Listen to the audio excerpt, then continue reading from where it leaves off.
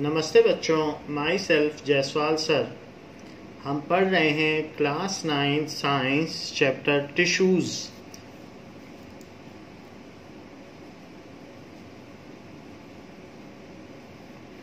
We know that some organisms are unicellular. They are made of single cells, and that single cell performs all the jobs: nutrition, digestion, egestion and all the job, even respiration. respiration का मतलब होता है कि जो भी food लिया जाए उसमें से एनर्जी एक्सट्रैक्ट करना।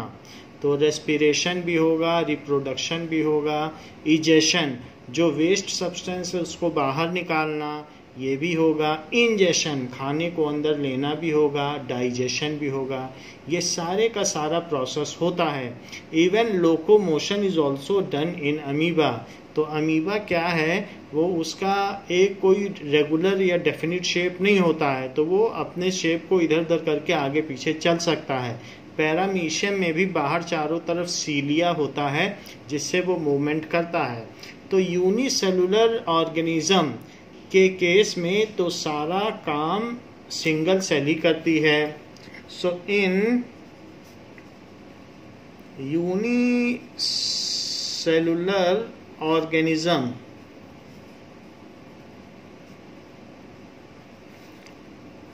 all the functions, life processes जिसको कहेंगे, life processes are performed by single cell. Single cell करेगी। एग्जाम्पल क्या क्या काम करेगी? रेस्पिरेशन करेगी। रेस्पिरेशन का मतलब है फूड को ब्रेक डाउन करना और उससे एनर्जी निकालना। रेस्पिरेशन अलग चीज होती है, ब्रीदिंग अलग चीज होती है। ब्रीदिंग में तो सांस लेना और छोड़ना होता है। ब्रीदिंग एक फिजिकल प्रोसेस है और रेस्पिरेशन एक केमिकल प्रोसेस है। ये रेस्पिरेशन करेगी, इंजेशन होगा, इसके अलावा इजेशन होगा, वेस्ट को बाहर निकालना। इजेशन का मतलब बाहर निकालना और इंजेशन का मतलब फूड को अंदर लेना। तो इंजेशन इजेशन होगा। इसके अलावा उसमें डाइजेशन भी होगा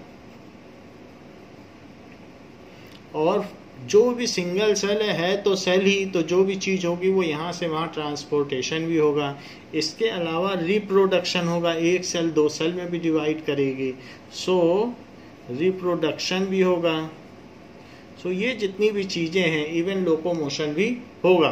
सो ये सिंगल सेल करती है। However in case of multi cellular organism, however in case of multi cellular organism,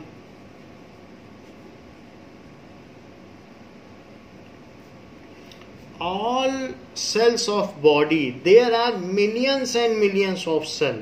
कितनी सारी सेल्स हैं हम लोग की बॉडी में? so there are millions and millions of cell.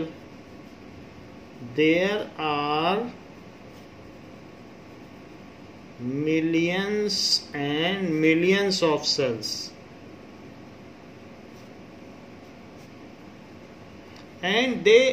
and all cells are not in immediate contact of environment. हमारी body के अंदर तो कई ऐसी सेल हैं कि वो इन्वायरमेंट के कांटेक्ट में नहीं है। अमीबा तो पूरा का पूरा पानी में है, वो जहाँ से चाहे वहाँ से इंजेक्शन कर ले। अब हमारी बॉडी के अंदर की सेल्स कैसे खाना लेंगी? वो तो अंदर हैं। So and all cells are not in immediate contact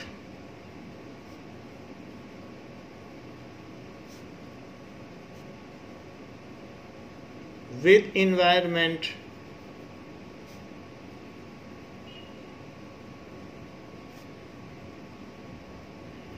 तो इसलिए कुछ सेल ऐसा करते हैं जब ग्रुप में काम होता है, जैसे फैक्ट्री में काम होता है तो घड़ी बनाने में हर आदमी पूरी घड़ी नहीं बनाता है, वहाँ हजारों वर्कर काम करते हैं। तो कुछ घड़ी का एक पुर्जा बनाते हैं, तो दूसरे लोग घड़ी का दूसरा पार्ट बनाते हैं, और एक असेंबली सेक्शन होता है, वहाँ घड़ी असेंबल होती है, फिर डिस्पैच होती है। तो फैक्ट्री में काम बटा हुआ है। So few members having some specific knowledge are doing a particular job, while other members having some other specific knowledge do some other particular job. In the similar manner, जब बहुत सारे लोग होते हैं तो हर एक को हर काम करें ये पॉसिबल नहीं होता है। सो इन दिस केस, क्योंकि वो सब इन्वायरमेंट के कांटेक्ट में नहीं है, तो बाहर वाले सेल तो खाना खा लेंगे, अंदर वाले भूखे मर जाएंगे, उनको तो एनवायरमेंट मिला ही नहीं है। तो ऐसे केस में in such case division of labour takes place. जैसे फैक्ट्री में सबका अलग अलग काम बटा हुआ है, तो इसी तरीके से मल्टी सेलुलर ऑर्गेनिज्म में भी डिवीजन ऑफ लेबर होता है।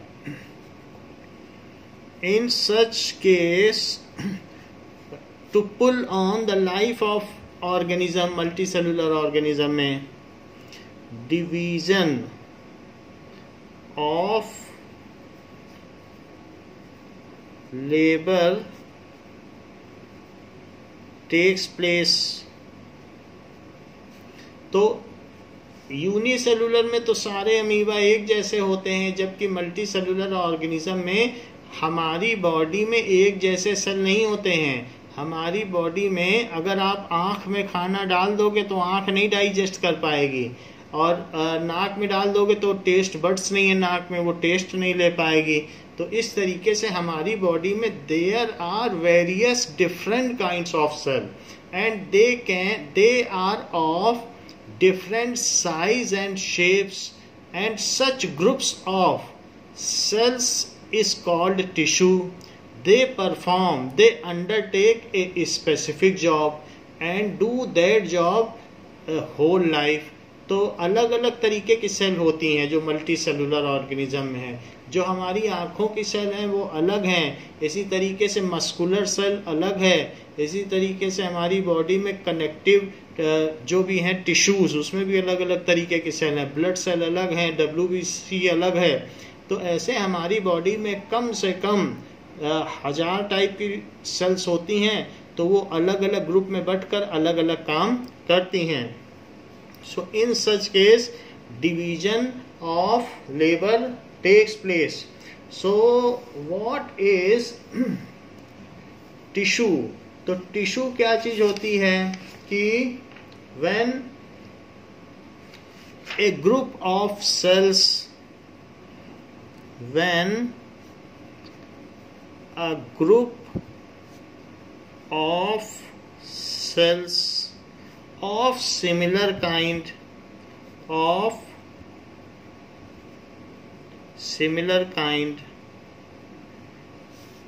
कुछ ऐसे भी केसेस हैं जाइलम और फ्लोएम जो प्लांट्स में खाना पानी चढ़ाते हैं एक जगह से दूसरी जगह, वहां पर डिफरेंट काइंड्स के भी सेल होते हैं। तो सिर्फ उसी केस में डिफरेंट काइंड है, तो इसलिए डिफरेंट काइंड भी लिख रहा हूं, अदरवाइज सारी की सारी सिमिलर काइंड की होती हैं। डिफरेंट काइंड्स तो एक दो केस ऐसे हैं जहां डिफरेंट काइंड्स होता है, अदरवाइज सिमिलर काइंड ही इन जनरल ट्रू है। तो groups of cell of similar kind, similar shape, size and structure, similar shape, size and structure perform a particular type of job.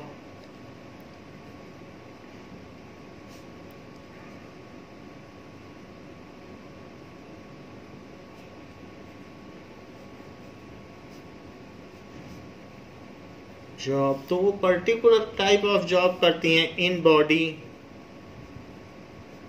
ऐसा करती हैं। तो एक ग्रुप ऑफ सेल्स जो ऐसा करती हैं इज कॉल्ड टिश्यू, उनको ऊतक कहते हैं, इज कॉल्ड टिश्यू। जैसे हमारी बॉडी में डिवीजन ऑफ लेबर है, आंखों से कह दिया गया है कि जहां खाना हो तुम देख लेना, पैरों से कह दिया है तुम जाके खाना तक पहुंच जाना, हाथों से कह दिया है तुम उठा लेना, और नाक से कह दिया है तुम स्मेल कर लेना खाना ठीक है कि नहीं, जीभ से कह दिया है टेस्ट करके देख लेना is it worthy to take or not. फिर इसके अलावा हमारी बॉडी में डाइजेस्टिव टिश्यू भी हैं, उस खाने को डाइजेस्ट करते हैं और फिर उस डाइजेशन के बाद जो न्यूट्रिएंट्स हैं उनको पहुंचाने के लिए हमारे अंदर ब्लड टिश्यू भी हैं जो ट्रांसपोर्ट करते हैं हमारी बॉडी में जगह जगह, वरना अंदर के सेल को तो खाना मिल ही ना पाए। और हर एक सेल से जो चीज़ वेस्ट सब्सटेंस है उसको किडनी तक पहुंचाया जाता है, तो किडनी की अलग टिश्यू है। लीवर भी है, लीवर में वो स्टोर होता है, हमारी बॉडी का स्टोर हाउस है, वहाँ इमरजेंसी के लिए खाना रहता है कि अगर भूकंप में हम दबे रह जाएं तो 15 दिन तक का 20 दिन का खाना वो दे सकता है। तो इस तरीके से हमारी बॉडी में आँख में अलग टिश्यू हैं जो देखने का काम करती हैं, इसी तरीके से हमारे सोचने वाली अलग टिश्यू हैं कि हम सोच पाते हैं, डिसीजन ले पाते हैं, उसको नर्वस टिश्यू कहते हैं, नर्व्स। तो या हाथ गर्म चीज़ पर पड़ गया तो हम हटा लेते हैं, तो उसके लिए हमारी बॉडी में एक अलग तरीके का नर्वस सिस्टम भी है कि जो हमको चलने फिरने सोचने में मदद करता है। ट्रांसपोर्टेशन के लिए टिश्यूज़ हैं और हमारी बॉडी में अलग स्ट्रक्चर देने के लिए बोन का अलग टिश्यू है, वो भी कनेक्टिव टिश्यू है। तो इस तरीके से हमारी बॉडी में सारा काम आँखें ही नहीं करती हैं कि आँखों ने खाना देखा तो आँख ने ही खा लिया, ऐसा नहीं होता है। So different types of cell perform different types of functions but in coordination with each other. सब कोऑर्डिनेट करती हैं, जब खाना मुंह में जाएगा तभी उसमें से एंजाइम्स निकलेंगे तभी खाना पचेगा, जब हमारा हाथ मुंह में जाएगा तभी मुंह खुलेगा, यह है कोऑर्डिनेशन। एक पैर उठा है तो दूसरा पैर भी नहीं उठ जाएगा, नहीं तो हम तो गिर पड़ेंगे, तो इसको कहते हैं coordination. So our body coordinate with each other, आँख देखेगी तो पैर दौड़ेगा, ये कोऑर्डिनेशन है। सो जो भी फंक्शन किए जाते हैं, so various jobs, various functions performed by various kinds of tissue. Tissue कुछ नहीं है, टिश्यू एक ग्रुप्स ऑफ सेल है। मान लीजिए जैसे कि एक इस तरीके का ग्रुप ऑफ सेल है, तो यहाँ पर आप देखिए इस तरीके से ग्रुप ऑफ सेल्स है, तो ये एक तरीके के हो गए। तो ये ऐसे हमारी बॉडी में मान लीजिए कहीं पर सेल हैं, तो ये एक ग्रुप ऑफ सेल्स हैं और सबका एक जैसा शेप है, तो ये टिश्यू हो गए। कहीं कहीं दूसरे ग्रुप्स ऑफ सेल्स हैं, वो अपना काम करेंगे, जैसे मस्कुलर है, हमारी मसल है, तो वहाँ पर इस तरीके से अलग अलग बंडल हैं, तो वो दूसरे ग्रुप्स ऑफ सेल्स हैं। तो इस तरीके से ये है, तो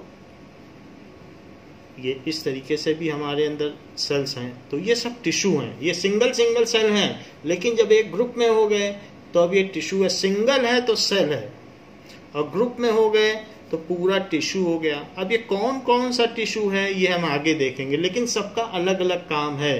तो हमारी बॉडी में अलग अलग तरीके के टिश्यूज़ हैं जिनको कि अलग अलग तरीके का काम दिया गया है। कुछ और भी टिश्यूज़ हैं जो हेक्सागोनल शेप में भी हो सकते हैं, कुछ और भी टिश्यूज़ हैं जो हमारी बॉडी में क्यूबॉइडल शेप में भी हो सकते हैं। तो इस तरीके से हमारी बॉडी में ऐसे अलग अलग तरीके के टिश्यूज़ हैं जिनको कि अलग अलग काम दिया गया है। तो इस तरीके से भी टिश्यूज़ हैं हमारी बॉडी में जिनको कि अलग अलग काम दिया गया है ऐसे। तो that we will see later on, लेकिन सबका काम अलग अलग है। They perform different kinds of jobs. तो इस तरीके से है, ये सब अलग अलग टिश्यूज़ हैं। टिश्यू, तो इसी के बारे में हम देखेंगे कि हमारी बॉडी में या प्लांट्स में कौन कौन से टिश्यू हैं। सो ग्रुप ऑफ सेल्स हैं, लेकिन जो भी सेल्स हैं वो सब एक तरीके की हैं कि नहीं। So groups of cell of similar kind which together, जो एक साथ, अकेले नहीं, टुगेदर परफॉर्म फंक्शंस, जो कुछ फंक्शन परफॉर्म करती हैं, तो दैट इज कॉल्ड टिश्यू। तो आंख में ऑप्टिक टिश्यू है, आइज कंटेन्स ऑप्टिक टिश्यू। इसी तरीके से नाक में ऑल्फैक्टरी टिश्यू है, इसी तरीके से टेस्ट बड्स हैं हमारे टंग में, वो अलग टिश्यू हैं। तो हर तरीके की जो टिश्यू हैं वो अलग अलग हैं और सब अपना अपना काम करती हैं।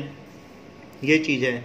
सो डिफरेंट टिश्यू, तो सबसे पहले हमारी बॉडी किस तरीके से बनी हुई है। सो हमारी बॉडी में कई कई ये मॉलिक्यूल हैं, बड़े बड़े मॉलिक्यूल हैं। वास्तव में हमारी बॉडी प्रोटीन से बनी हुई है, फैट से बनी हुई है। पीछे हमने देखा कि नहीं कि सेल किससे बना होता है, प्रोटीन, लिपिड।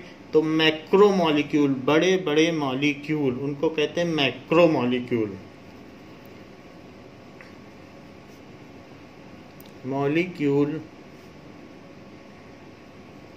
सो मैक्रो मॉलिक्यूल किस किस चीज के बनी है हमारी बॉडी, तो प्रोटीन से बनी है। इसी तरीके से डीएनए, न्यूक्लिक एसिड से भी बनी है, क्योंकि हर सेल में डीएनए भी है, फैट भी है, तो फैट से बनी है, और कार्बोहाइड्रेट भी है। ये सब चीजें हैं। तो मैक्रो मॉलिक्यूल से हमारी बॉडी बनी है।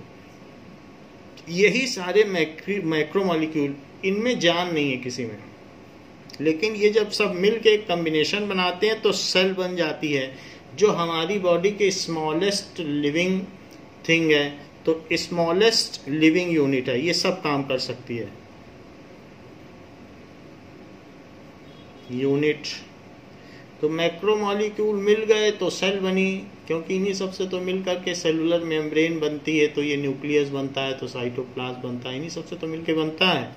तो सेल बनी, और बहुत सारी सेल्स जो एक तरीके की हुई वो मिल गई, तो क्या बनी, टिश्यू।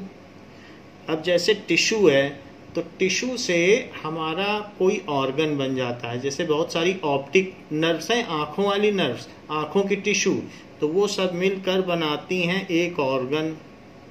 ऑर्गन कुछ भी हो सकता है, वो ऑर्गन हार्ट भी हो सकता है, हार्ट में अलग तरीके के टिश्यू हैं, लीवर में अलग तरीके के टिश्यू हैं, किडनी में अलग तरीके के टिश्यू हैं, स्टमक में अलग तरीके के टिश्यू हैं, इसी तरह से लंग्स में अलग तरीके के टिश्यू हैं। तो हमारे जितने बॉडी में तो कितने ऑर्गन्स हैं, हम लोग गिना सकते हैं। तो वो जितने भी ऑर्गन्स हैं सब अलग अलग तरीके के टिश्यू के बने हैं, उनके शेप अलग अलग हैं, वही हम इस चैप्टर में देखने वाले हैं। लेकिन बहुत सारे ऑर्गन मिलके ऑर्गन सिस्टम बनाते हैं। ऑर्गन मिल जाए तो ऑर्गन सिस्टम बना दें। अब जैसे ऑर्गन सिस्टम का मतलब क्या है, डाइजेस्टिव सिस्टम।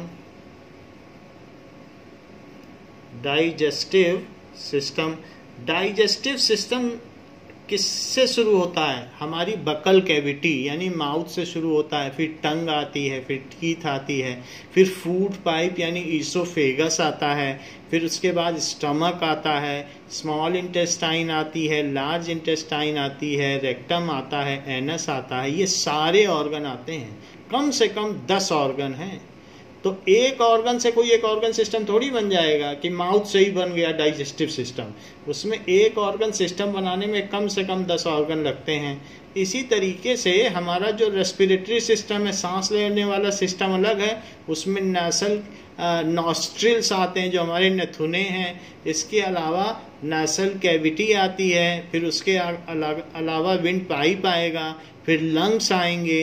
तो और लंग्स के अंदर भी बहुत सारी चीज़ें हैं, ब्रोंकाइटिस आएगी, ब्रोंकियोल्स आएंगे, वो सब हम बाद में देखेंगे।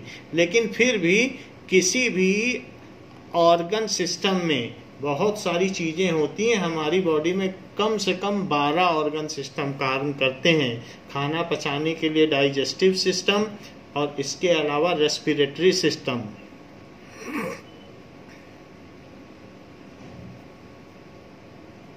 रिप्रोडक्टिव सिस्टम, ये सब हमारी बॉडी में है। रिप्रोडक्टिव सिस्टम,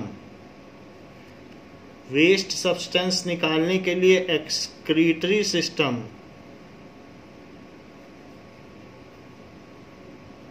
इसके अलावा जो भी चीज़ें हमारी बॉडी में सामान को यहाँ से वहाँ पहुँचाने के लिए, पेट ने खाना पहुँचा लिया तो खाना क्या पेट अपने पास ही रखेगा, नहीं, ब्लड कहेगा लाओ हमको न्यूट्रिएंट्स दो, मैं सब जगह पहुँचाऊँगा।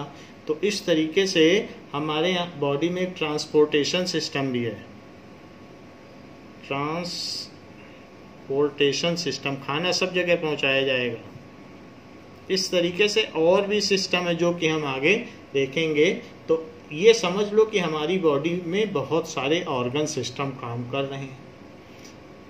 इसके अलावा जब ऑर्गन सिस्टम बहुत सारे होते हैं, 12 ऑर्गन सिस्टम है, इसके अलावा और भी हमारी बॉडी में सर्कुलेशन सिस्टम हो गया, और इसके अलावा न्यूरोलॉजिकल सिस्टम है सोचने समझने के लिए, तो और भी कई सिस्टम है, एंडोक्राइन सिस्टम है, वो कई हैं। लेकिन ऑर्गन सिस्टम जब बहुत सारे मिलते हैं और सब अपना अपना काम ठीक से करते हैं तो फिर एक ऑर्गेनिज्म की रचना होती है। तो हम लोग एक ऑर्गेनिज्म है। जब एक तरीके का ऑर्गेनिज्म मिल जाएगा तो उसको कहते हैं पॉपुलेशन। जो जैसे ऑर्गेनिज्म है, बहुत सारे ऑर्गेनिज्म मिल गए तो उसको क्या कहेंगे? पॉपुलेशन। ये पॉपुलेशन है। जैसे ह्यूमन पॉपुलेशन, ह्यूमन पॉपुलेशन। और जब बहुत तरीके की पॉपुलेशन एक साथ रहती हैं, जैसे हम रहते हैं, कुत्ता, बिल्ली, गाय, भैंस, इस तरीके से चिड़िया भी रहेगी कहीं पर, मच्छर, मक्खी सब रहते हैं एक ही जगह पे, तो ऐसी चीज को कहते हैं इकोसिस्टम। तो पॉपुलेशन के बाद किस चीज की रचना होती है? दैट इज इकोसिस्टम, ये चीज। तो इस तरीके से हम ये बात देख रहे हैं कि मैक्रोमॉलिक्यूल से सेल बनता है और सेल के बाद टिश्यू बनता है। So what is tissue? Tissue का मतलब होता है कि similar kind of cells which perform similar kind of function in a body is known as tissue. उसको टिश्यू कहते हैं। And in a multicellular organism, every cell cannot perform every job because they are not in immediate environment. Hence, division of labor takes place. So, different types of cells they group together. वो एक जगह इकट्ठा हो जाते हैं और एक तरीके का काम करते हैं, but they do so in coordination with each other. वे एक दूसरे के सहयोग से करते हैं, and which is better suited to organism. और ऐसा काम करते हैं कोऑर्डिनेशन से कि जो ऑर्गेनिज्म को जिंदा रखने के लिए जरूरी हो। तो सब कुछ होता है और ये सब ऑर्गेनिज्म को जिंदा रखने के लिए उनमें डिवीजन ऑफ लेबर होता है। तो यही सब डिवीजन ऑफ लेबर है। कुछ उसमें रेस्पिरेशन कर रहे हैं, कुछ रिप्रोडक्शन कर रहे हैं, कुछ वेस्ट निकाल रहे हैं, कुछ सर्कुलेशन कर रहे हैं, सब अपना अपना काम कर रहे हैं, अपने अपने टिश्यू हैं और उनसे मिलके ऑर्गन बना है और बहुत सारे ऑर्गन से मिलके ऑर्गन सिस्टम बना है। तो ये बात हमने देखी। Now so we have seen that a groups of cells that are similar in structure and work together to achieve a particular function is known as tissue. Are plants and animal made of similar kinds of tissue? तो question पूछा गया है आपकी book में कि are plants and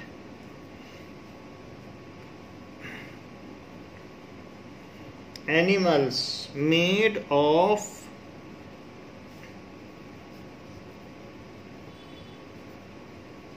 similar types of tissue?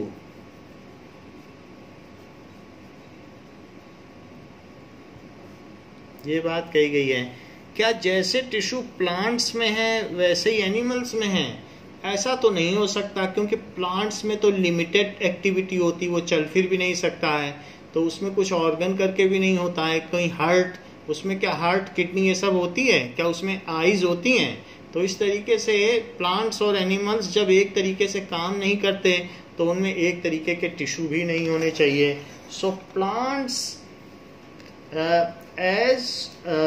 plants and animal have different kinds of functions.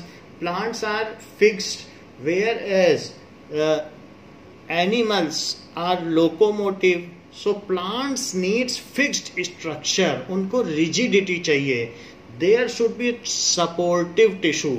ऐसे tissue चाहिए कि आंधी पानी में भी वो ना उखड़े, तो उनको अलग तरीके के टिश्यू चाहिए। और जो एनिमल है उनकी बॉडी फ्लेक्सिबल है, ये देखो हाथ मुड़ रहा है, ऐसा प्लांट में हो सकता है क्या? तो ये सब नहीं हो सकता। तो इस तरीके से plants and animals are having different kinds of functions. Plants cannot, जो plants हैं वो cannot locomote, चल फिर नहीं सकते.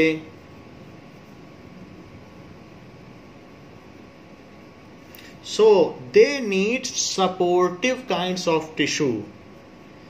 They need supportive tissue which provide them mechanical strength. जो 100 मीटर ऊंचाई पर तक के भी प्लांट होते हैं. आप श्रीनगर जम्मू कश्मीर जाओ तो बहुत ऊंचे प्लांट हैं. So they need such tissue which gives them mechanical strength. उनको ऐसे ऊतकों की जरूरत है which gives them mechanical strength, जो उनको यांत्रिक मजबूती दे. mechanical strength, so that they can bear the external rigorous environment. जो बाहर चेंजिंग है, एवर चेंजिंग एनवायरनमेंट में वो स्टैंड स्टिल रह सकें. So and they need less maintenance, क्योंकि वो ज़्यादा चलते फिरते नहीं हैं. They need less energy, so there is less maintenance requirement. उनको तो ज़्यादा चलना फिरना है नहीं, एनर्जी का लॉस भी कम है. सो दे need less energy requirement. तो इसलिए they need less maintenance. उनको बहुत ज्यादा ऐसे सेल नहीं चाहिए जो उनको मेंटेनेंस करें. जबकि हमारी बॉडी में हमारी 70% एनर्जी सिर्फ मेंटेनेंस में ही खर्च हो जाती है. कभी आप रात को खाना खा के सो, सुबह फिर भूख लग जाती है, तो कहाँ गया सारा खाना, कहाँ गई सारी एनर्जी, सब मेंटेनेंस में चली गई. So they need less maintenance as they require less energy.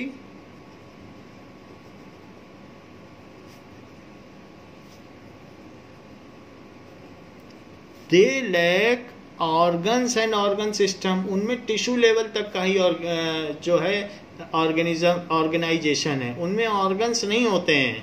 So they have organization only up to tissue level, जबकि हमारे अंदर ऑर्गन सिस्टम लेवल का है, हम ज़्यादा कॉम्प्लेक्स हैं. So they have organization. तो उनमें किस तरीके का संगठन है, अप टू टिश्यू लेवल. बस टिश्यू से ज़्यादा उनमें कुछ नहीं है. टिश्यू लेवल, उनमें कोई आंख नहीं होती, कुछ नहीं होता. दे do not have organs and organ system. They do not have. हाँ, डिफ्रेंशिएट कर सकते हैं कि ये प्लांट है, ये रूट है, तो इसका ये मतलब नहीं है कि उनमें ऑर्गन्स हैं. दे do not have organs and organ system. तो इसलिए वाइल्ड एनिमल्स कैसे होते हैं, while animals have complex body design, complex body design होती है.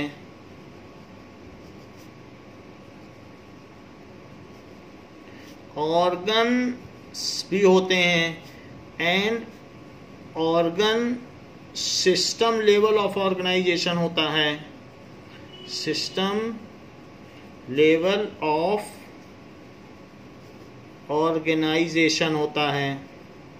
हम लोगों में कॉम्प्लेक्स बॉडी डिजाइन. प्लांट तो कितना भी बढ़ जाए, 2 मीटर है, 2.5 मीटर भी बढ़ जाएगा, लेकिन हम लोग तो उतना नहीं बढ़ सकते हैं. हर चीज़ रेगुलर ग्रोथ है. 5 की जगह 6 उंगली निकल आए तो लोग हंसने लगते हैं. तो हम लोगों में ऐसा नहीं हो सकता है कि कैसे भी बढ़ जाओ. सो हम लोगों का बिल्कुल फिक्स्ड लेवल ऑफ ऑर्गेनाइजेशन है. Organ system level of organisation. More energy requirement, more energy requirement भी है. दौड़ना भागना भी पड़ता है खाने के लिए.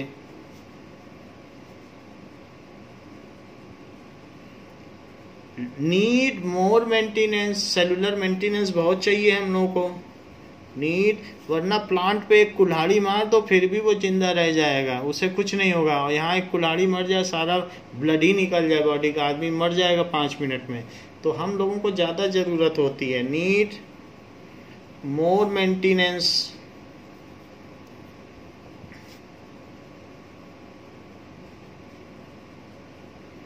And there is a division of labour at large scale. हम लोगों में तो बहुत ज़्यादा डिवीजन ऑफ लेबर है। जब किसी फैक्ट्री में बहुत अच्छा प्रोडक्शन होता है तो उसमें बहुत स्टाफ रखना पड़ता है। घड़ी के छोटे छोटे पुर्जे बनाने के लिए उसमें अलग अलग हंड्रेड्स ऑफ सेक्शंस होते हैं कि भाई तुम ये पुर्जा बनाना, तुम ये पार्ट बनाना। और कोई बड़ी चीज़ है बिस्किट फैक्ट्री में, तो एक मैदा बना ले, दूसरा डो बना ले, तीसरा आग में डाल दे, बिस्किट बन गया। तो जहाँ ज़्यादा कुछ नहीं है वहाँ तो थोड़े अलग अलग सेक्शंस होंगे। और जहाँ बहुत स्पेसिफिक है तो हमारी बॉडी में देखने के लिए अलग टिश्यू, स्मेल करने के लिए अलग टिश्यू, टेस्ट बर्ड अलग, इसके अलावा डाइजेशन के लिए अलग, ट्रांसपोर्टेशन के लिए अलग, एक्सक्रीशन के लिए अलग, न जाने कितनी तरीके के टिश्यू हैं। So we have extensive division of labour. तो ऐसा नहीं है कि थोड़े मोड़े, उनको तो खाना और पानी पहुंचाना है, 2 ही तरीके के टिश्यू से काम चल जाएगा। सो एक्सटेंसिव का मतलब बड़े विस्तार पूर्वक हमारे अंदर जो डिवीजन ऑफ लेबर है, यानी जो है काम का बंटवारा हुआ है। एक्सटेंसिव डिवीजन ऑफ लेबर है हमारे अंदर।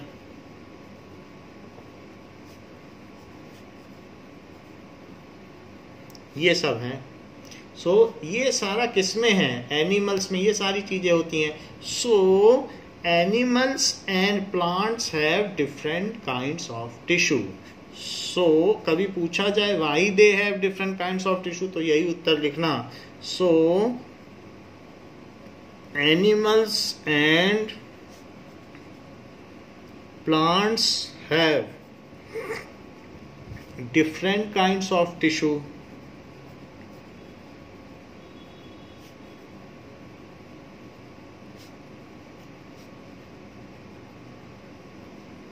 तो एनिमल्स एंड प्लांट्स में इस वजह से डिफरेंट काइंड्स ऑफ टिश्यू होती हैं। Based on the dividing capacity of tissue, various plant tissue can be classified as. अब जो प्लांट टिश्यू हैं उनमें भी कुछ ना कुछ है। सो कहा गया है इन प्लांट टिश्यू में क्या है, सम पार्ट्स ऐसे होते हैं जो ग्रोइंग पार्ट्स हैं। जैसे प्लांट्स में उनका रूट होता है तो रूट का टिप ग्रो करता रहेगा। इसी तरीके से प्लांट्स का जो सबसे ऊपर का टर्मिनल पार्ट है वो ग्रो करता रहेगा, उसको शूट कहते हैं। तो रूट यानी जड़ और शूट यानी तने का सबसे ऊपरी हिस्सा। तो रूट और शूट उसके ग्रोइंग पार्ट्स हैं। वहाँ पर न्यू सेल्स चाहिए, उनको आप दूसरा काम नहीं दे सकते हो कि खाना पानी पहुँचाओ। तो जो न्यू सेल्स हैं तो वो मेरिस्टेमेटिक टिश्यू कहलाते हैं। उनका काम होता है डिवाइड करना, डिवाइड होना लगातार, और प्लांट की लेंथ और उसकी मोटाई यानी गर्थ को बढ़ाना। So there are some tissues in plants which are employed in growth of plant, that is called meristematic tissue. They are not allotted any particular job. उनको कोई काम नहीं दिया गया है कि तुम ये करो, वरना वो डिवाइड क्या करेंगे? उनका काम है डिवाइड करो और प्लांट को बढ़ाओ। While other kinds of tissues in plants are involve in transportation of water and food, they have specific shape and size. उनका शेप और साइज भी अलग होगा, पानी चढ़ाना है, खाना पहुंचाना है। तो इसलिए प्लांट्स में 2 तरीके के टिश्यू होते हैं। तो एक होता है मेरिस्टेमेटिक टिश्यू जो लगातार डिवाइड होता रहता है और उसको कोई भी स्पेसिफिक काम नहीं दिया जाता, जबकि दूसरा ऐसा होता है जो water transportation and food transportation में लगा रहता है, उसको कहते हैं कॉम्प्लेक्स टिश्यू। तो प्लांट में 2 तरीके के टिश्यू होते हैं। कौन कौन तरीके के टिश्यू होते हैं? एक होता है मेरिस्टेमेटिक टिश्यू। मेरिस्टेमेटिक टिश्यू क्या है?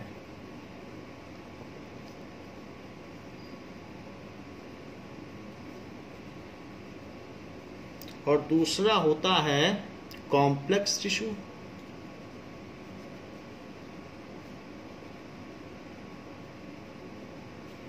Now, meristematic tissue are those tissue so which keep on dividing.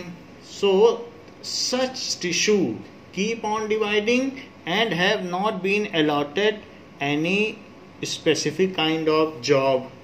They keep on dividing. इनका काम है डिवाइड करना। And increase length and girth, girth का मतलब मोटाई और इन लेंथ का मतलब लंबाई। And they increase length and girth of plant. Girth का मतलब थिकनेस, डायामीटर में।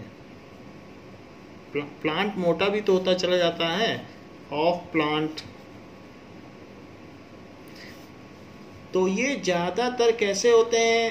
दे आर ओवल और स्फेरिकल इन शेप, क्योंकि इनको कुछ अलग से शेप साइज नहीं लेना पड़ता। जैसे हमने पिछले चैप्टर में देखा था, हमारी nerve cell, bone cell, fat cell सब अलग अलग शेप की थी, लेकिन वो अलग अलग काम भी करती थी। इनको तो कुछ काम नहीं करना, तो बस एक तरीके से ये ओवल शेप में हुए, फिर डिवाइड हुए, फिर बढ़े। इनको उतना मौका ही नहीं मिलता कि इनको कोई एक शेप एक्वायर करने का मौका मिले, इसलिए ये सब एक जैसे दिखने में होते हैं। So they are not allotted any specific job. They do not undertake division of labour. So they are not allotted with some job। तो इनको कुछ काम नहीं दिया जाता, बस इनका यही काम है कि आप बढ़ते रहो, उसकी लेंथ बढ़ाओ और ये बढ़ाओ। मेरिस्टेमेटिक टिश्यू जो भी होते हैं, तो उसमें क्या होता है? The growth of plants occur in certain specific region। तो इसलिए जहां जहां पर प्लांट की ग्रोथ होती है, कई बार क्या होता है, ब्रांचेस भी निकलती हैं, नई नई कलियां निकलती हैं। तो किसी एक ब्रांच के बीच में से दूसरी ब्रांच निकल गई। तो मेरिस्टेमेटिक टिश्यू कहाँ कहाँ होते हैं? On basis of their location they are subdivided into 3 types. So ये जो 3 टाइप हैं इनके, वो सिर्फ उस बेसिस पे हैं कि वो कहाँ कहाँ मौजूद हैं। सो इट इज सब डिवाइडेड इनटू 3 टाइप्स। अच्छा, क्यों सब डिवाइड किया गया है? ऑन बेसिस ऑफ लोकेशन, कहाँ पे हैं, वरना है सब एक ही जैसे। So on basis of location, तो वो हम देख लेंगे कि कहाँ कहाँ पे हैं। पहला है apical meristematic tissue, apical meristematic tissue. Second है intercalary meristematic tissue, intercalary meristematic tissue. और थर्ड है lateral meristematic tissue, lateral meristematic tissue. तो ये 3 तरीके के मेरिस्टेमेटिक टिश्यू हैं। जो न्यू सेल्स हैं जो लगातार डिवाइड करते हैं, उनके 3 टाइप हैं। उनको कोई काम अलॉट नहीं किया गया है, इनका काम प्लांट की लंबाई बढ़ाना है। नाउ हम लोगों ने देखा कि मेरिस्टेमेटिक टिश्यू ऐसी जगह पर होते हैं जो प्लांट के ग्रोइंग पार्ट्स होते हैं। जैसे कि आपकी बुक में एक फिगर बना हुआ है जिसमें ये दिखाया गया है कि if onion bulb is placed in water then its roots start growing rapidly. तो ये 3-4 दिन में, 3-4 डेज में it will extend up to a certain good length. So we can say that the portion of this root is having a meristematic tissue, क्योंकि बहुत तेजी से बढ़ता है। वैसे भी घर में भी अगर ओनियन रखा है तो उसमें से रूट्स निकल आते हैं, या ऊपर से एक न्यू स्टेम ग्रीन कलर का निकल आता है, ऐसा कई बार आपने देखा होगा। तो जो भी ग्रोइंग पार्ट्स होते हैं किसी भी वेजिटेबल्स में, या कहीं पर भी वेजिटेबल्स की बात हो रही है प्लांट्स में, सो उसमें मेरिस्टेमेटिक टिश्यू होता है। जैसे कि प्लांट में हम ये कह सकते हैं कि ये इसका ग्रोइंग पार्ट है, तो इसका जो शूट है, शूट का मतलब टिप ऑफ द जो अपर टिप है प्लांट का, तो वहां पर ये मेरिस्टेमेटिक टिश्यू है। ये सारे जो टिश्यू हैं ये सब एक तरीके के हैं, इनका काम है डिवाइड करना रैपिडली और ग्रो करना, और प्लांट की लेंथ बढ़ाना, प्लांट की गर्थ यानी मोटाई बढ़ाना और न्यू ब्रांचेस निकालना। तो ये सारे के सारे, इनको और कोई दूसरा काम नहीं है बट प्लांट को एक्सटेंड करना ही इनका काम है। ये सारे के सारे मेरिस्टेमेटिक टिश्यू हैं। नाउ मेरिस्टेमेटिक टिश्यू कहाँ कहाँ होते हैं, उसके बेसिस पर इन्हें एपिकल, इंटरकैलरी और लेटरल कहा गया है। जैसे कि दिस इज अ प्लांट का ये स्टेम है, तो प्लांट के स्टेम में यहाँ पर ये अलग अलग ब्रांचेस हैं, तो इसमें जो इस पोर्शन पर सेल्स होंगे उनको कहेंगे एपिकल मेरिस्टेमेटिक टिश्यू। तो ये शूट कहलाता है, जो अपर पोर्शन होता है किसी स्टेम का, ये स्टेम है। सो स्टेम का जो अपर पोर्शन होता है वो क्या कहलाता है, शूट। ये ब्रांचेस हैं, तो यहाँ पर एपिकल है, शूट के टिप पे भी होता है, इसको मैंने क्या बताया आपको, शूट। स्टेम का जो टिप है उसको कहते हैं शूट, और इसी तरीके से रूट का भी टिप है, वहां पर भी एपिकल होता है, तो हम इसको लिखा देंगे। इंटरकैलरी कहाँ होता है, इंटरकैलरी होता है इस पोर्शन में, जहां पर इसकी ब्रांच होती है, तो यहाँ पर से एक नई ब्रांच निकल सकती है और उसमें नया बड भी निकल सकता है। तो इंटरकैलरी कहाँ होती है, स्टेम और ब्रांच के बीच में, तो यहाँ पर इंटरकैलरी होता है। इसका काम होता है न्यू ब्रांचेस ग्रो करना, तो ये इंटरकैलरी टिश्यू है। यहाँ पर जो भी टिश्यू होंगे वो इंटरकैलरी हैं। इसके अलावा लेटरल कहाँ होते हैं, वो भी मेरिस्टेमेटिक हैं।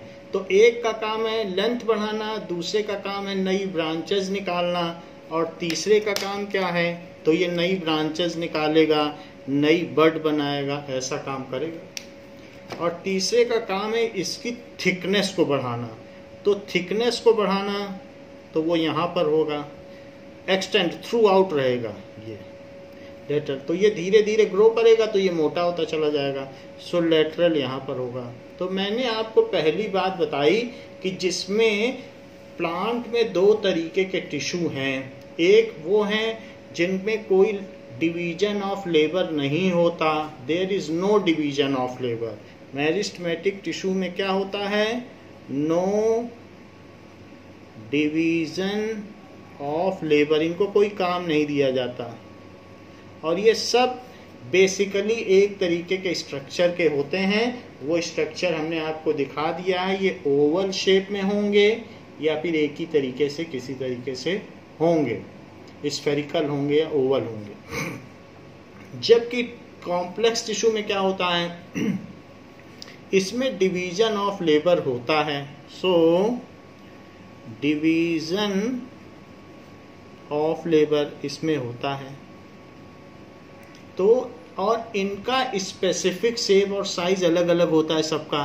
सो different cells are of different shapes and size, क्योंकि डिवीजन ऑफ लेबर है, अलग अलग शेप साइज होगा तभी तो अलग अलग काम करेंगे। तो इस तरीके से इनमें डिवीजन ऑफ लेबर होगा, इनको हम डिस्टिंक्ट कर सकते हैं, पता लगा सकते हैं कि कौन किस तरीके का है। नाउ अब जरा देखें, जो परमानेंट टिश्यूज हैं वो क्या करते हैं, ये लगातार डिवाइड होते रहते हैं, they keep on dividing, they do not divide. इनमें डिवीजन ऑफ लेबर है and they have distinct shape size, अलग अलग एंड स्ट्रक्चर होता है। Distinct shape size and structure, distinct shape size and structure।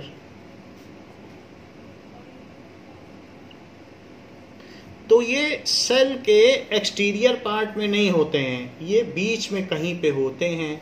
और इनका काम क्या होता है, डिवीजन ऑफ लेबर है। दे do not divide, they do not divide and undertake a specific job. वो अब अलग अलग तरीके के सेल अपना अपना कोई ना कोई काम पकड़ लेते हैं। एंड अंडरटेक स्पेसिफिक जॉब, कुछ ना कुछ जॉब पकड़ लेते हैं। और फिर ये कभी भी डिवाइड नहीं करते, ये डिवाइड करते हैं, ये डिवाइड नहीं करते हैं। तो एक मेरिस्टमेटिक है और एक कॉम्प्लेक्स है, दैट इज मेरिस्टमेटिक है, और दूसरा है परमानेंट। परमानेंट डिवाइड नहीं करते। कॉम्प्लेक्स ना लिखें, इसको लिख लें परमानेंट। तो दूसरा कौन सा हुआ, permanent. So this is permanent. Permanent का मतलब ये है कि वो डिवाइड ना करें। सो ये परमानेंट है, डिवाइड नहीं करते और इनको कोई ना कोई काम मिला हुआ होता है। तो कुछ ऐसे होते हैं परमानेंट में जो सिंपल परमानेंट होते हैं। परमानेंट भी दो तरीके के हैं, सिंपल परमानेंट हैं और कॉम्प्लेक्स परमानेंट। इसका क्या मतलब है, सिंपल और कॉम्प्लेक्स का मतलब? Simple permanent and complex. Simple permanent tissue में वे होते हैं कि ऑल सेल्स आर अलाइक। जैसे कॉम्प्लेक्स परमानेंट में जाइलम हो गया, तो जाइलम में 3-4 तरीके के सेल एक साथ मिलकर वाटर को पहुंचाएंगे। तो वो कई सेल्स का ग्रुप है, सिंगल सेल का ग्रुप नहीं है। कॉम्प्लेक्स में सबसे पहले आप कॉम्प्लेक्स देख लें। कॉम्प्लेक्स में 2 तरीके के हैं। कौन कौन से 2 तरीके के हैं? एक जाइलम और दूसरा फ्लोएम। सो कॉम्प्लेक्स के ये दोनों टाइप हैं। ये क्यों कॉम्प्लेक्स कहे गए हैं? They are said as complex because it is made up. जैसे कि मैं आपको जाइलम दिखा रहा हूं, तो जाइलम टिश्यू 4 तरीके के सेल का बना है। Xylem tracheid, xylem parenchyma, xylem vessel और जाइलम फाइबर। अब 4 तरीके के सेल्स जब ग्रुप में एक साथ काम करेंगे तो कॉम्प्लेक्स टिश्यू हो गया। टिश्यू को हमने शुरू में ही डेफिनेशन आपको बताया कि 2 cells which are similar type and perform similar functions. लेकिन पानी पहुंचाना कोई आसान काम तो है नहीं, तो ये कई तरीके के सेल जैसे xylem tracheid, xylem vessel, xylem parenchyma और जाइलम फाइबर, ये सब मिल जाए तो जाइलम टिश्यू बने, तो ये जाइलम है। इसी तरीके से जो फ्लोएम है, तो फ्लोएम में phloem companion cell, phloem parenchyma, phloem fibre and sieve tube, ये भी 4 तरीके के सेल का बना है। तो जब कोई टिश्यू कई तरीके के सेल का बना होता है तो उसको कॉम्प्लेक्स टिश्यू कहते हैं, और जो सिंगल तरीके के सेल का बना होता है तो उसको क्या कहते हैं? उसको कहते हैं सिंपल टिश्यू। तो ये कई तरीके का सेल का बना है जाइलम। तो जाइलम जो भी बना है for conduction of water, for conduction of water, जबकि ये किसके लिए है? For conduction of food, conduction of food, ये फूड के लिए है, ये चीज है। नाउ दूसरी चीज है कि सिंपल। तो सिंपल में, सिंपल परमानेंट टिश्यू में कौन कौन से आते हैं? सिंपल परमानेंट में भी अलग अलग तरीके के हैं कि पैरेनकाइमा, कोलेनकाइमा एंड स्लेरेनकाइमा, 3 तरीके के हैं। ये सिंगल टाइप के सेल के बने होते हैं, इसमें सब एक जैसे ही हैं। सो सिंपल में 3 टाइप हैं। कौन कौन से 3 टाइप हैं? पैरेनकाइमा, फिर कोलेनकाइमा, that is कॉलन काइमा, और तीसरा क्या है, स्लेरेन काइमा, दैट इज स्लेरेन काइमा।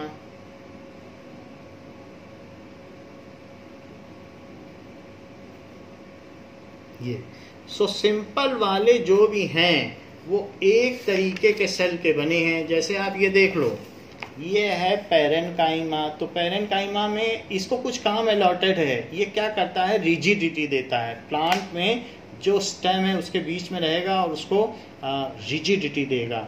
इसी तरीके से कॉलेनकाइमा का कुछ और काम है, जैसे मिड रिब है, एक लीफ होती है, लीफ के बीच में एक मिड रिब होती है जो थोड़ी सी हार्ड होती है।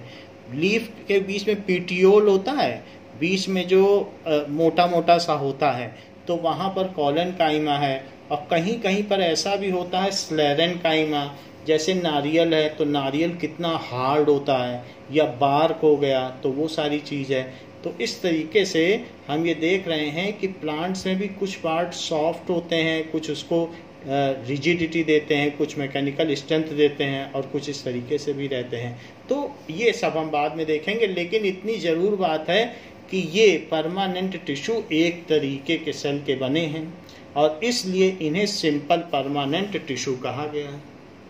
और ये कई तरीके के सेल के बने, जैसे जाइलम 4 तरीके से मिलकर बना है। इसके ग्रुप में ही 4 तरीके के सेल हैं, xylem fibre, xylem tracheid, xylem parenchyma, xylem vessel, ऐसे फ्लोएम भी 4 तरीके के बना है। तो जब कई तरीके के सेल एक साथ ग्रुप होकर किसी काम को करते हैं तो उसे कॉम्प्लेक्स टिश्यू कहते हैं। इसमें भी यही बात है। तो कॉम्प्लेक्स टिश्यू कंडक्टिंग टिश्यू है, क्योंकि कुछ ना कुछ कंडक्ट कर रहे हैं। तो हमने आपको एक फ्लो चार्ट दिखाया जिसमें ये बात बताई गई कि मेरिस्टेमेटिक टिश्यू और ये जो सेल डिवीजन है ये हमने बताया मेरिस्टेमेटिक और that is permanent tissue. Permanent के भी 2 डिवीजन बताए, सिंपल एंड कॉम्प्लेक्स, और मेरिस्टेमेटिक के भी हमने आपको 2 डिवीजन बताए। अब जरा देखें, इससे पहले कि हम मेरिस्टेमेटिक टिश्यू को डिफाइन करें और इसका परमानेंट टिश्यू के साथ डिफ्रेंशिएशन करें, सबसे पहले हम एनिमल टिश्यू और प्लांट टिश्यू में डिफ्रेंशिएट करते हैं। So let us differentiate between animal tissue and plant tissue.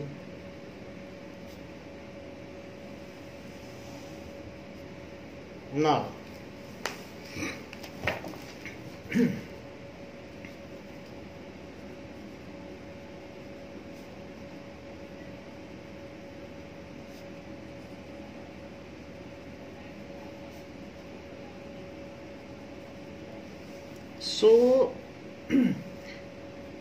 Plant tissue क्या होता है, प्लांट में डेड सपोर्टिव टिश्यू ज़्यादा होते हैं। डेड सेल्स, जैसे बार्क हो गया, प्लांट की आउटर जो लेयर होती है वो बार्क है, पपड़ी बाहर होती है वो निकलती रहती है, वो डेड सेल्स हैं। नारियल में बाहर का जूट है वो डेड सेल्स है। तो इस तरीके से in plants dead supportive tissues are more in plants. उसे स्लेरेनकाइमा कहते हैं, स्लेरेनकाइमा का बना होता है। डेड सपोर्टिव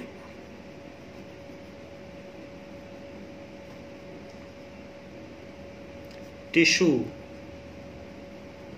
आर मोर या इन अबंडेंस। अबंडेंस का मतलब बहुतायत में होते हैं, अबंडेंस। जबकि एनिमल में क्या होता है कि living tissues are more common, और डेड है तो उसे बाहर निकाल फेंका जाता है। So living tissues are in abundance या मोर कॉमन। हमारी बॉडी में भी डेड सेल होते रहते हैं लेकिन वो बाहर निकाल दिए जाते हैं, common. So these are more common. They require, इसके जो टिश्यूज हैं, they require less maintenance energy, they require less maintenance energy जबकि इसमें they require more maintenance energy.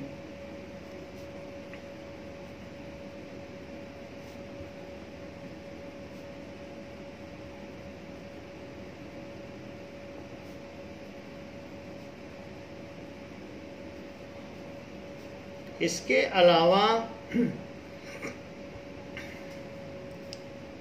इसमें there is a differentiation as meristematic and permanent tissue. There is no such differentiation. हमारे में ऐसा नहीं होता है कि ग्रोथ सेल अलग है, अलग अलग है। छोटे बच्चे में भी आईज वैसे ही देखती हैं, तो जो छोटे बच्चे की आईज जब धीरे धीरे बड़ी होती हैं तो उसकी जो ऑप्टिक नर्व्स हैं वो धीरे धीरे बड़ी होती जाती हैं। इसी तरीके से किडनी धीरे धीरे बड़ी हो जाती है। तो शुरू में ही सेल डिफ्रेंशिएशन हो जाता है, अलग से कोई सेल नहीं होते।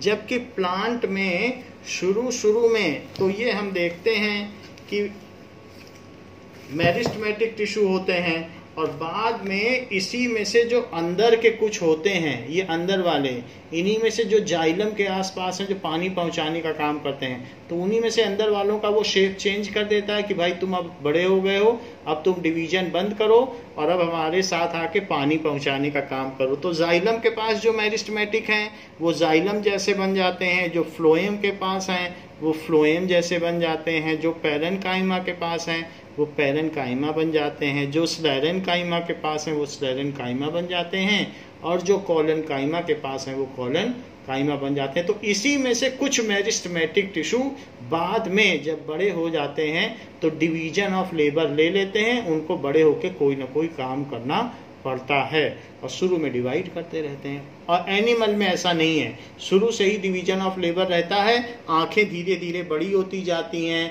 किडनी बड़ी हो जाती है, तो वो उसी में अपना अपना बढ़ते जाते। मेरिस्टेमेटिक करके कुछ अलग से नहीं होता है, शुरू से ही सबको सब काम करना पड़ता है। So there is a division. तो इसमें differentiation as meristematic and permanent. हमारे में ऐसी बॉडी में कोई ऐसा फालतू टिश्यू नहीं होगा जो जिसको कोई भी काम न दिया गया हो, सब अपना काम करते हैं। So there is a division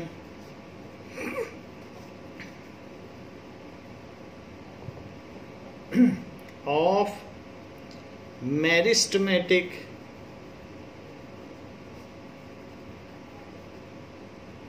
and permanent tissue.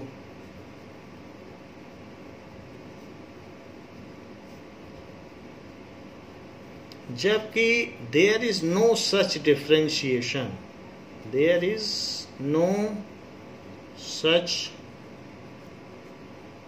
differentiation. All tissues are participating in division of labor. सभी को कोई ना कोई काम अलॉट है। Since our birth, all tissues are participating. जबकि मेरिस्टेमेटिक कहाँ पार्टिसिपेट कर रहा है? Participating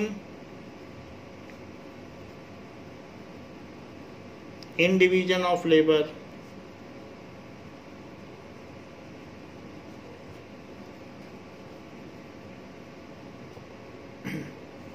इसके अलावा organisation of plant tissue is simple. इनमें टिश्यू में खास कोई ऑर्गेनाइजेशन नहीं है, क्योंकि टिश्यू लेवल तक का ही होता है organisation. So organisation of plant tissue is simple. जबकि इसमें क्या होता है, organisation of animal tissue complex है, क्योंकि उसे भी ऑर्गन बनाना है और फिर ऑर्गन सिस्टम बनाना है, तो बड़े व्यवस्थित तौर पे काम करना पड़ेगा। So organisation of animal tissue, organisation of animal tissue is complex.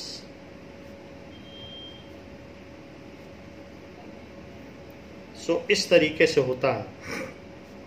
They are more specialised and localised in organs and organ system. Xylem तो पूरे प्लांट में फैला हुआ है, उसको पत्ती से लेके लीफ से लेके रूट तक जाइलम है, क्योंकि रूट से पानी पहुंचाना है लीफ तक।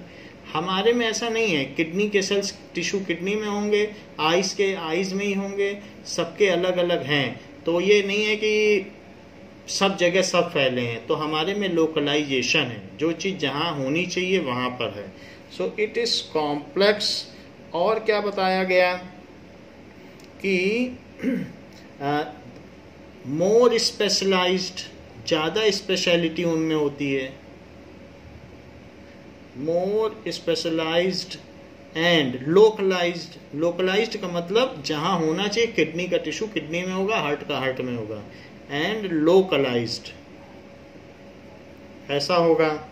इसमें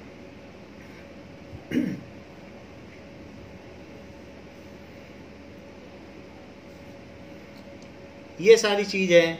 सो tissue organisation is made for stationary habit of plant. तो टिश्यू इस तरीके के हैं कि वो स्टेशनरी हैबिट को मजबूत करें। So basically tissues are there for giving it a mechanical strength and support.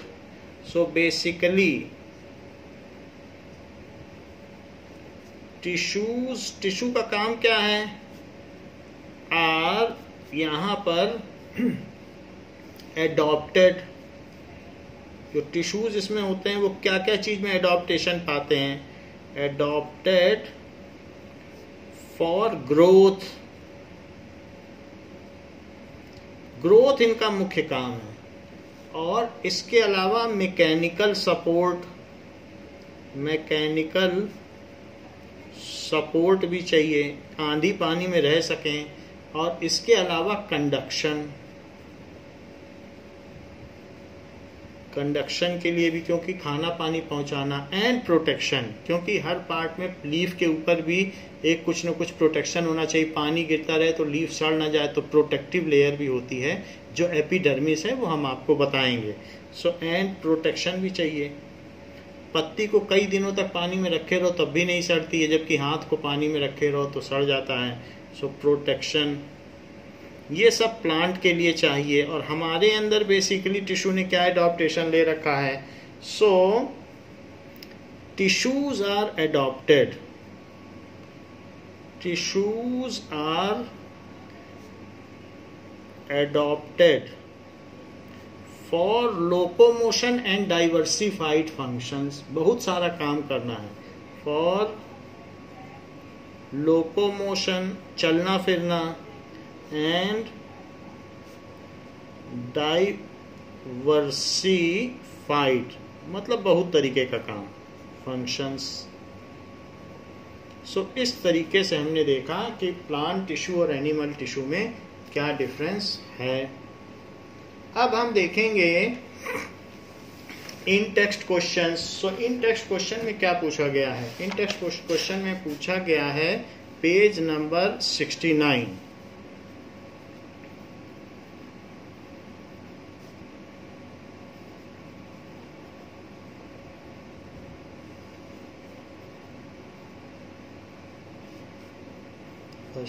What is a tissue? What is a tissue? Tissue क्या होता है? Now,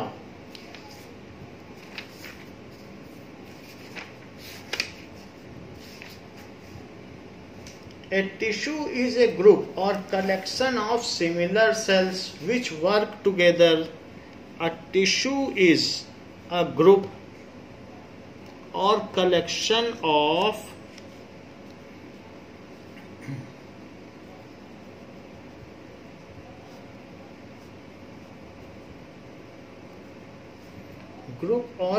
of similar cell, collection of similar cells which work together,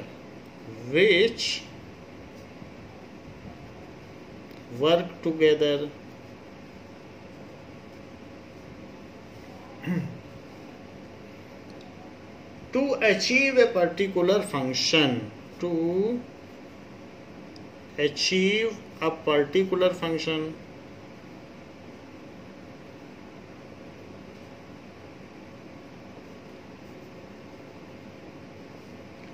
and have common origin, and have common origin. जैसे liver है तो liver के जो भी tissues हैं वो लीवर में ही ग्रो करके बढ़ेंगे, ग्रो भी करते हैं, लीवर बड़ा होता जाता है जैसे जैसे हम बड़े होते हैं, तो उनका ओरिजिन क्या है, लीवर के टिश्यू लीवर में ही तो बढ़ेंगे, वहीं पे उनका डिवीजन भी होता है और काम भी साथ में करते हैं, तो कॉमन ओरिजिन ऐसा है. Blood phloem muscles are examples of tissue. Blood भी एक टिश्यू है, सो ब्लड, जाइलम, ये are example of tissues, examples of tissues. Second question पूछा गया है कि what is the utility of tissue in multicellular organism. बहुकोशिकीय प्राणियों में ऊतकों की क्या उपयोगिता है. What is the utility of tissue in multicellular organism? तो what is the utility? So in multi cellular organism there are millions of cell. बहुत सारी सेल्स होती हैं और हर सेल जो होती है वो इमीडिएट इन्वायरमेंट के कांटेक्ट में तो होती नहीं है. So in multi cellular organism there are millions of cells. Most of them are not in immediate contact with environment. ज़्यादातर most of them are not in immediate contact of environment. वो immediate contact में नहीं होती. Immediate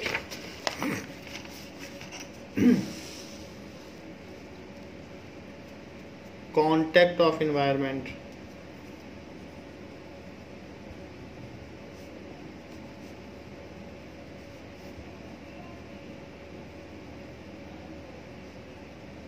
So they cannot accomplish their needful life processes. जब environment के संपर्क में ही नहीं है तो उनको खाना कहाँ से मिलेगा और लाइफ प्रोसेस कैसे करेंगी. So they can not accomplish. So वो अकम्प्लिश नहीं कर पाएंगी. They can not accomplish their needful life processes.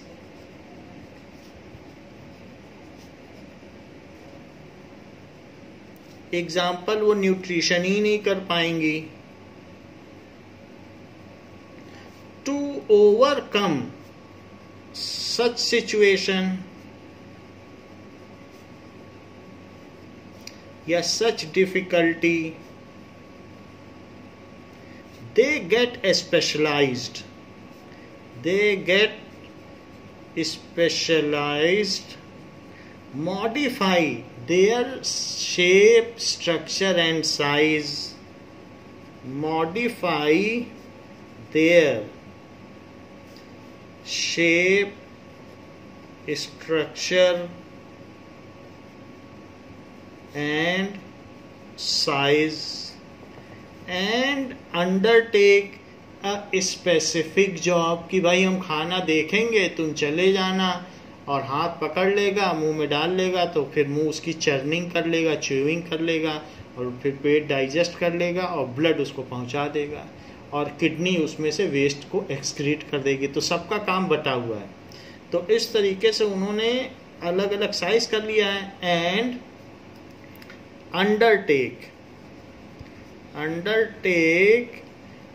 a specific job, एक कोई जॉब ले लेती हैं. This is called division of labor. This is called division of labor.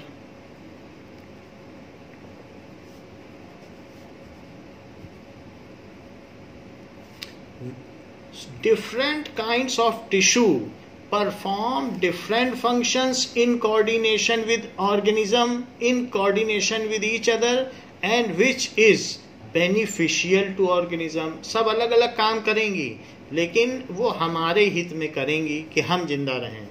So different kinds of tissue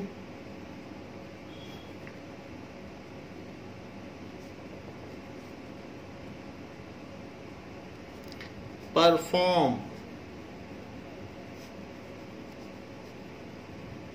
different kind of functions, वो अलग अलग काम करती हैं, but in coordination with each other, एक दूसरे के सहयोग में करती हैं, जानकारी में करती हैं. So coordination with each other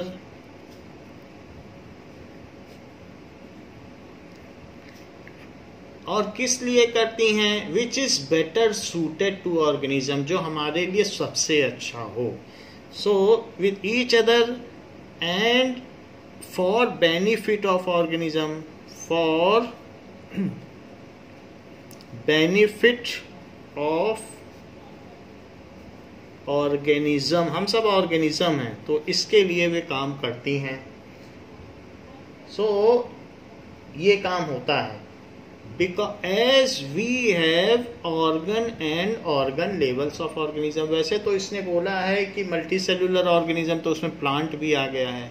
सो इसलिए यूटिलिटी ऑफ टिश्यू क्या है, क्योंकि हर सेल हर काम नहीं कर सकती, इसलिए वो मिलजुल के काम करती हैं, डिवीजन ऑफ लेबर से काम करती हैं और ऑर्गेनिज्म के हित में काम करती हैं. So this is the utility of tissue in multicellular organism. This is the utility of tissue in multicellular organism.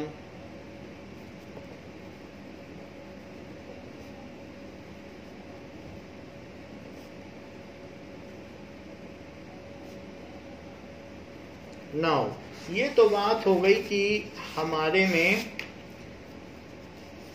इनकी उपयोगिता क्या है. Further we will go to meristematic tissue, क्योंकि हमें मालूम है कि प्लांट टिश्यू, जो प्लांट टिश्यू है वो दो तरीके से डिवाइडेड है. सो प्लांट टिश्यू पर अब हम आएंगे. आपके बुक की अगली हेडिंग है प्लांट टिश्यू.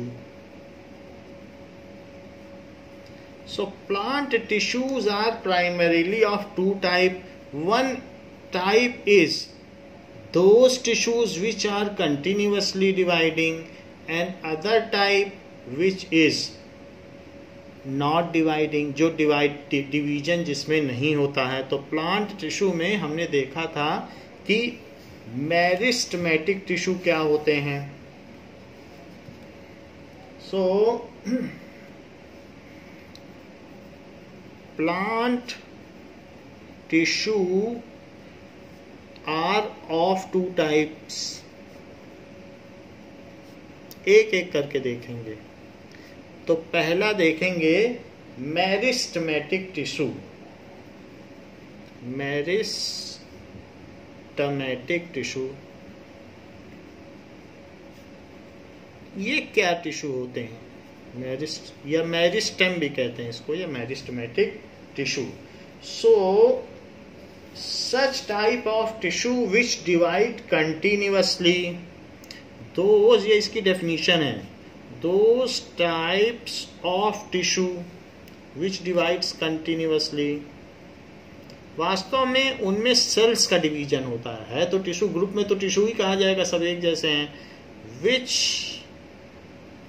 डिवाइड कंटिन्यूअसली, ठीक है, या लिखिए in which cells divide continuously. Cell divide करेंगी, सेल्स divide continuously, लगातार उनमें डिवीजन होता रहता है, and help in increasing the length and girth of plant, and help in increasing, उसकी लंबाई भी बढ़ाएगी ऊपर से और नीचे से भी। प्लांट नीचे भी बढ़ता है, जैसे जैसे प्लांट बड़ा होता जाता है तो उसकी रूट्स भी डीपर होती जाती हैं। Increasing its length and girth, girth का मतलब thickness, गर्थ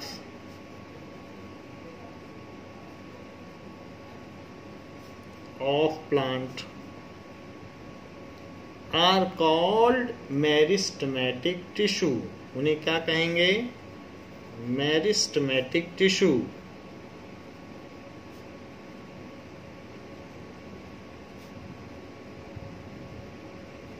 These are meristematic tissue. ये सेल कैसे होते हैं?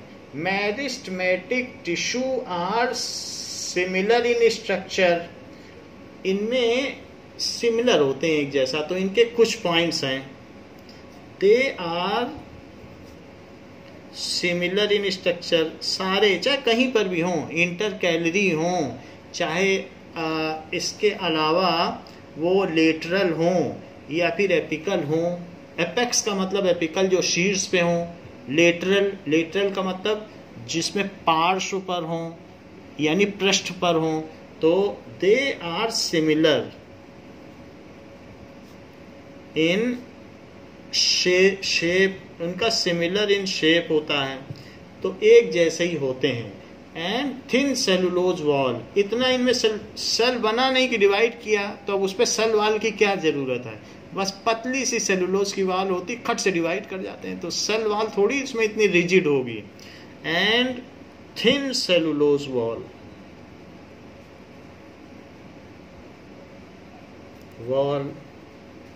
बल्कि मुड़ते भी रहते हैं। जैसे आप देखोगे खीरा है, कुकुम्बर, वो मुड़ेगा तो टूट जाएगा, लेकिन प्लांट का जो नया उगा हुआ ग्रोइंग पार्ट है वो कैसे फ्लेक्सिबल है, कितना मुड़ जाता है। इसी से पता चलता है उनमें सेल वॉल बहुत अभी वीकली डेवलप्ड है। सेल वॉल जिसमें होती है वो खट से टूट जाता है, तो प्लांट के जो नए पार्ट हैं वो खूब फ्लेक्सिबल होते हैं। तो इससे पता चलता है कि सेल वॉल उसमें बहुत पतली होती है। दूसरी चीज, दे आर कॉम्पैक्टली अरेंज्ड। दूसरी चीज बताई है कि इनके बीच में स्पेस नहीं होता। They are compactly arranged. Compactly arrange का मतलब क्या है? कॉम्पैक्टली अरेंज का मतलब है कि जैसे ये एक सेल है, तो अब जो दूसरा सेल है वो इस तरीके से है, इनके बीच में इंटर सेलुलर स्पेस नहीं होता, और ये तीसरा सेल ये है, और फिर फोर्थ सेल इस तरीके से है।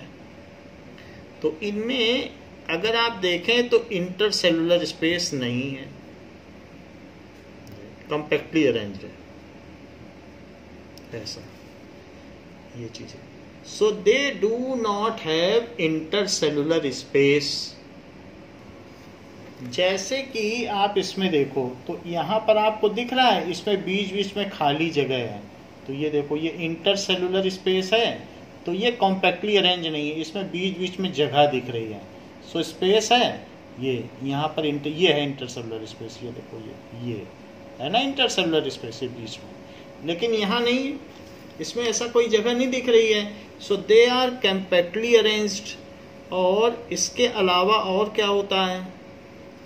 compactly arranged and have no intercellular space, and have no intercellular space, intercellular space। इसके अलावा दे डू नॉट हैव वैक्यूल, क्योंकि इनको खाना इकट्ठा करना नहीं है, ग्रो करना है, डिवाइड करना है, ना इनमें कुछ वेस्ट इतना निकलना है। तो वैक्यूल का काम है storage of food and containing waste।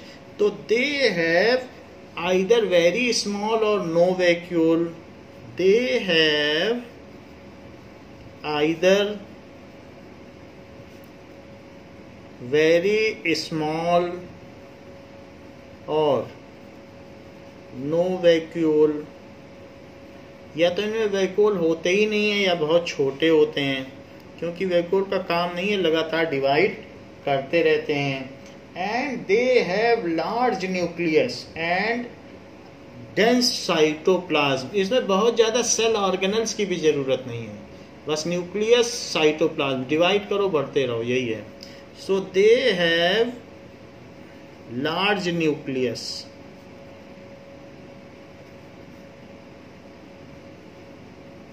and dense cytoplasm।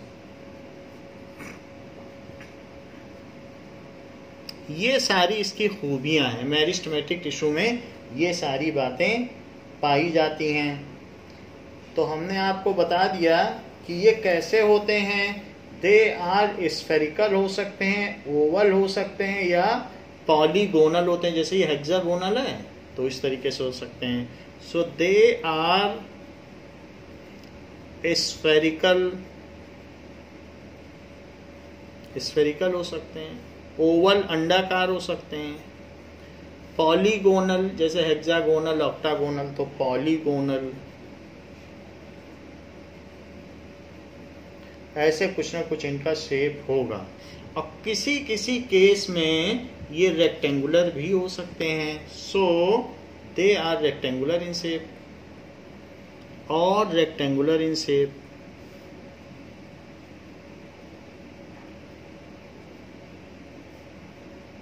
In shape ऐसा होगा। तो ये सारी बात हो गई मेरिस्टेमेटिक टिश्यू की कि ये कैसे कैसे फीचर्स होते हैं, इनकी डेफिनेशन क्या है, दैट वी हैव सीन।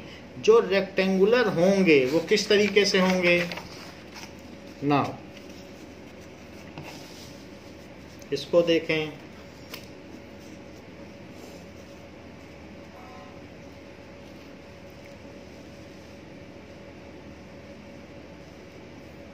तो इस तरीके का उनका शेप होगा, ये तो ऐसे।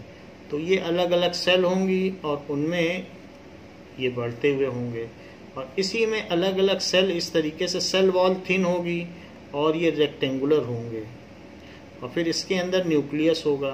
ये रेक्टेंगुलर इस तरीके से इसको पूरा फिल कर देंगे अपनी सेल वॉल को। तो these are rectangular in shape, ऐसे भी हो सकते हैं, और फिर इनमें सेल ये न्यूक्लियस है। सो ऐसी सेल्स भी हो सकती हैं, ये रेक्टेंगुलर है।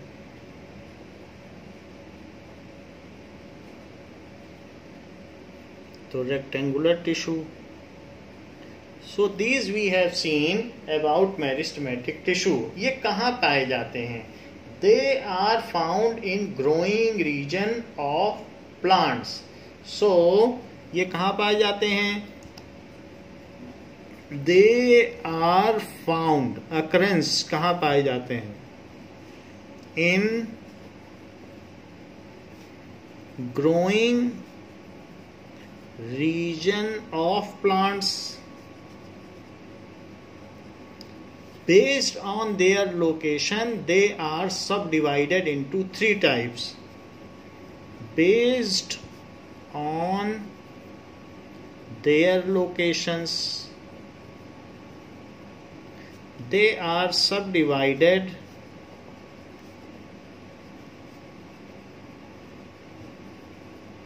into three types.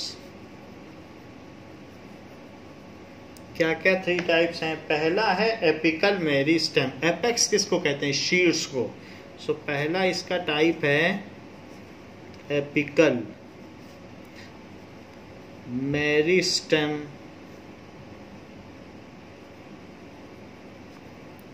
That is, apex का मतलब होता है टिप।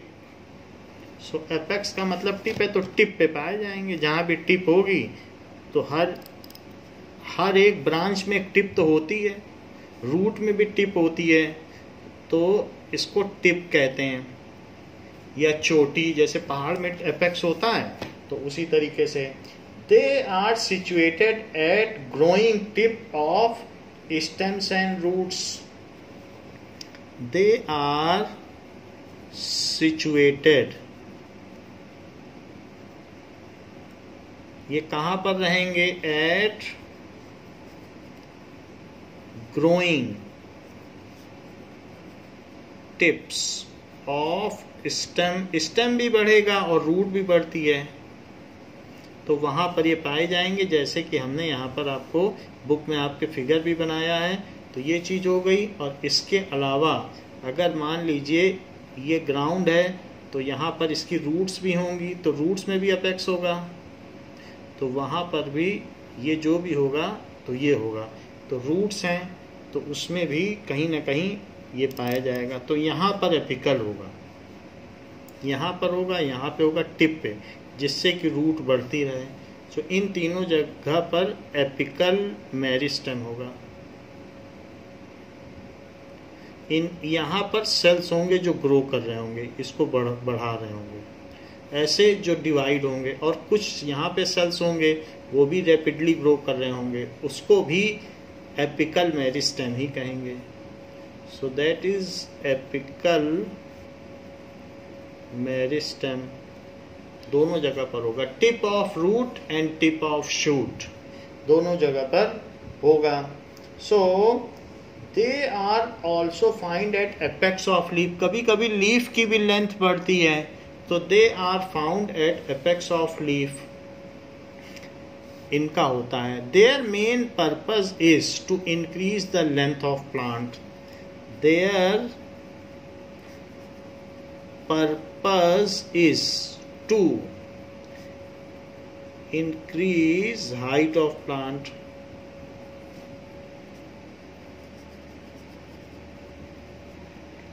तो ये हाइट को बढ़ाते हैं। जबकि दूसरा होता है लेटरल मेरिस्टेम। लेटरल, किसी भी प्लांट का लेटरल पार्ट ये है, जैसे घर में कोई चीज रखी हो, कोई बॉक्स, तो जो उसका साइड है जो ग्राउंड से परपेंडिकुलर है उसको लेटरल कहते हैं। जैसे कोई भी चीज होती है, ये आप देख लें एक बॉक्स है, तो इस बॉक्स में लेटरल पोर्शन कौन सा आप कहलाओगे? तो ये पोर्शन लेटरल है, ये सब लेटरल है। जो जमीन पे एक बॉक्स रखा है तो ये पोर्शन सब लेटरल होता है। तो जो जमीन के वर्टिकल है वो लेटरल है, उसको पृष्ठीय भाग कहते हैं। तो लेटरल मेरिस्टेम। तो ऐसा ही तो प्लांट में भी एक ये वाला पोर्शन है जो इसका कैसा है, ग्राउंड के वर्टिकल है, तो उसको कहेंगे लेटरल हिस्सा। और बाकी प्लांट में ऐसे कई ब्रांचेस भी निकली होंगी।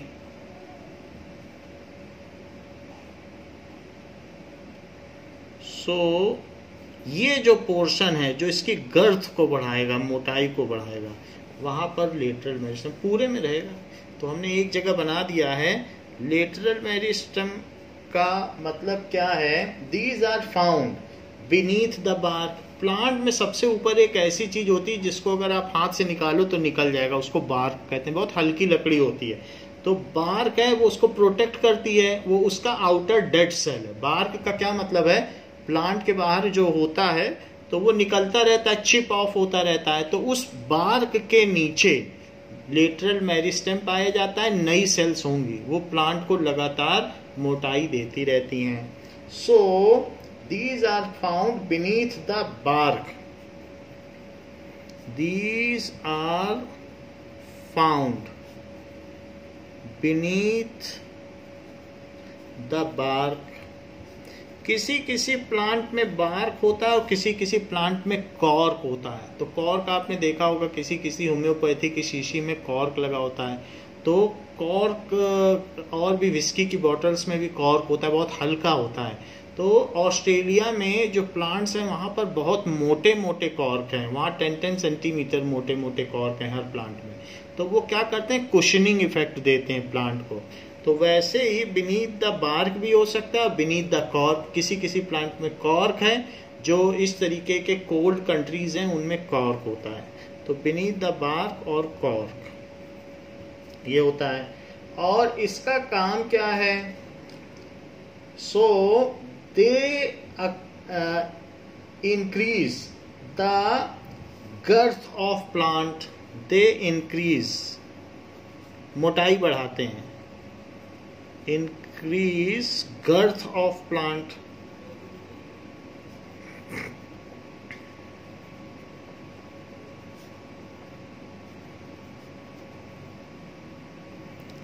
जबकि तीसरे टाइप का एक है, तो ये हमने आपको बता दिया, ये लेटरल है, लेटरल मेरिस्टेम। और तीसरा कौन सा है? Third is intercalary meristem. Intercalary meristem, ये कहां पाए जाते हैं? Intercalary meristems are located at base of leaves. ये जो लीव्स हैं या ब्रांचेस हैं, इनके बेस पे पाए जाएंगे यहाँ पे।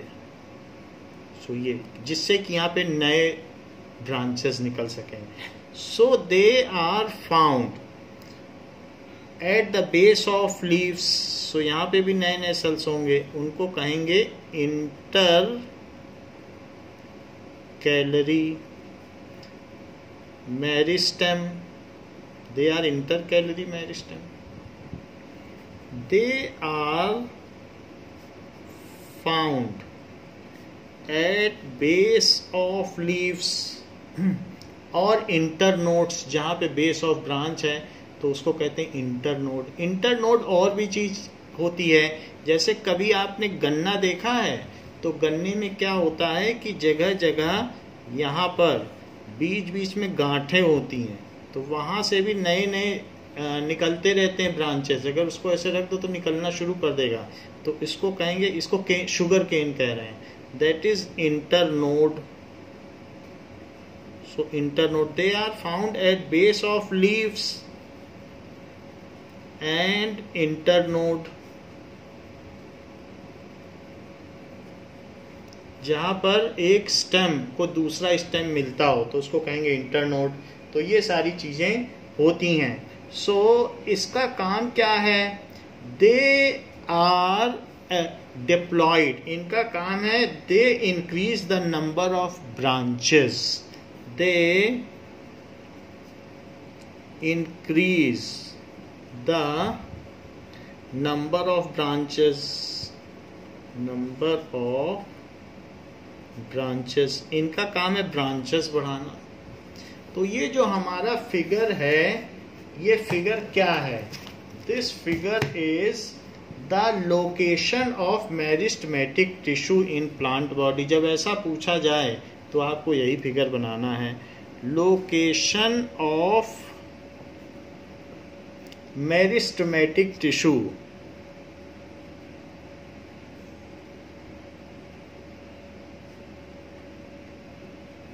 In plant body. तो ये हमने देख लिया कि मेरिस्टेमेटिक टिश्यू क्या होता है। मेरिस्टेमेटिक टिश्यू का काम क्या होता है कि ये ग्रो करते हैं, फ्रूट्स के अंदर होते हैं, फ्रूट को बढ़ाना, ये सब मेरिस्टेमेटिक टिश्यू का काम होता है। फ्लावर्स, नए नए फ्लावर्स उगाना, ब्रांचेस को बढ़ाना, इसी तरीके से न्यू सेल्स को डेवलप करना, ये सारा काम मेरिस्टेमेटिक टिश्यू का होता है। फ्रूट्स की ग्रोथ में भी ये काम में आते हैं। सो फर्स्ट केस हमने देख लिया, दैट वाज मेरिस्टेमेटिक टिश्यू। सो बच्चों, इस क्लास के लिए इतना ही। नेक्स्ट क्लास में हम देखेंगे परमानेंट टिश्यू। थैंक यू बच्चों।